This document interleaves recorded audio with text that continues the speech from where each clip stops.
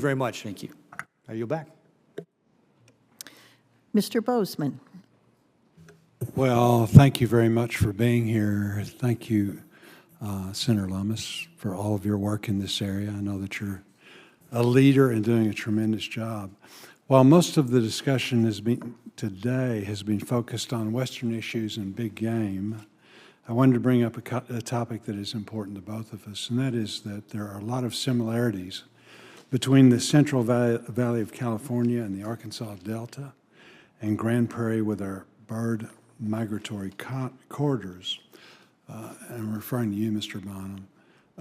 Can you discuss the importance of collaboration between the agriculture industry, state wildlife agencies, U.S. Fish and Wildlife Service on water supply and management capability issues? I can, Senator. Thank you for the question. W.H. Auden wrote that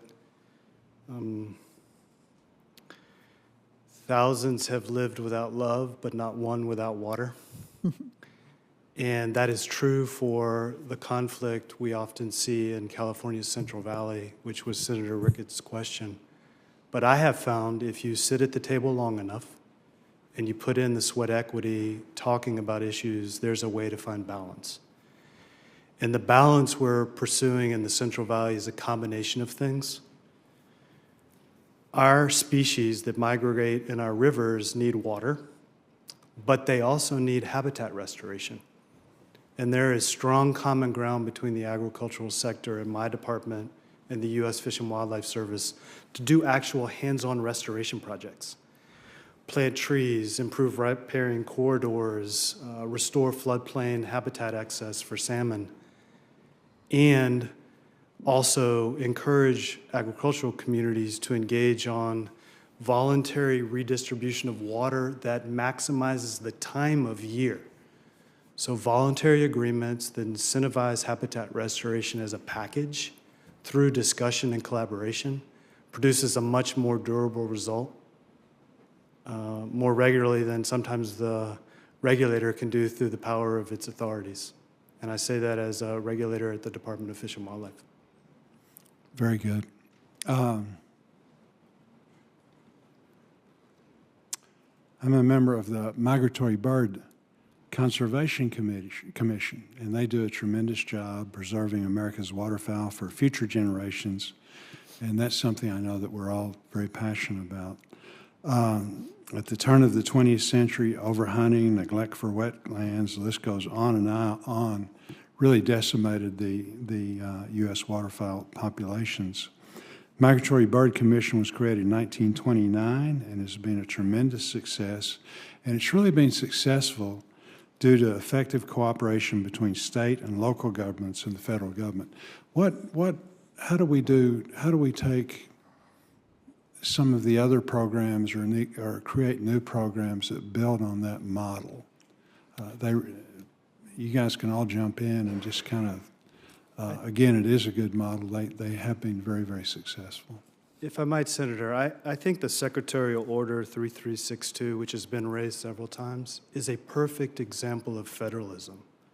It happened here in Washington, but out at the state level, it's our state agencies, Mr. King's state agency, that has the data, that has the relationships, that has the staff that sit on the back of the tailgate, shooting the breeze at the end of the day, trying to figure out solutions. And when you combine what's going on at our agencies at the state level with kind of guidance and policy direction from above, you integrate funding sources and you really incentivize partnerships, you can fix the problem. And that's playing out in this wildlife corridor space. So I think it's the integration of the local knowledge, the state data and science, the guidance from DC, a soft touch, not too much of a hard touch, and infusion of investment where everyone's matching funds, public and private, and we're doing projects. Very good.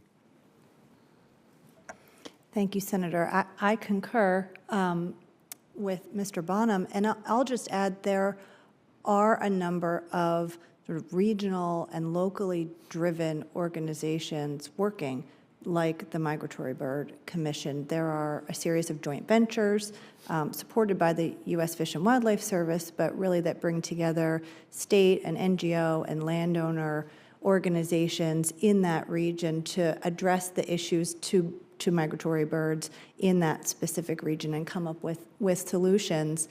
And when it comes to migratory bird corridor conservation, migratory birds are very similar to big game. You know, they need to travel from their summer ranges, long distances down to their winter ranges, and they need places to stop along the way. There has been a significant amount of data collected about migratory birds and waterfowl, but not to the same extent as there has been for some terrestrial species. And if the existing secretarial order programs and the funding that they catalyze and the capacity that they've brought to organizations to do research and mapping was expanded to include birds, I think that would go a long way to helping our understanding for what they need to really thrive into the future.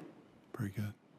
One of the things that you all can help me with is that you mentioned, Mr. Bonham, the importance of water. I think we all agree with that. In fact, if you look at what's asked for regarding conservation from the USDA programs, when you get out west, 60% have to do with water. And so I want to preserve that and make sure that in the next Farm Bill that we have the ability to continue on. Carbon sequestration, all of those things are so important, you know, the different deals, but water is a big deal. And again, it depends, you know, so much of the Farm Bill is regionality, yes. You know, different regions. You can't do a one-size-fits-all, so I need your help regarding that. The other thing that I need your help on, will you not yell at me if I... You go right ahead. Mr. Boozman, of course, is the ranking Republican on the Senate Ag Committee. He's been working for the last year on